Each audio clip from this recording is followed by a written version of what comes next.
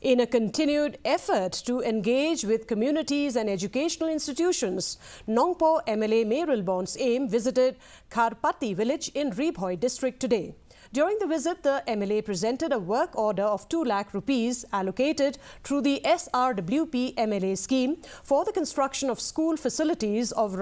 Kharpati Christian Secondary School. In his address, Syiem highlighted the significance of students being well informed about the national education policy and the CUET exam, emphasizing that such knowledge is crucial for their future academic pursuits.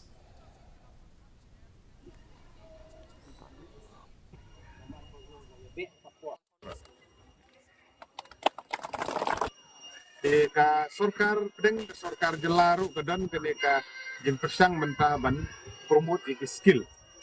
makasap kepada nanti ndai tang bapin pulekot ndai tang bapin pulelendet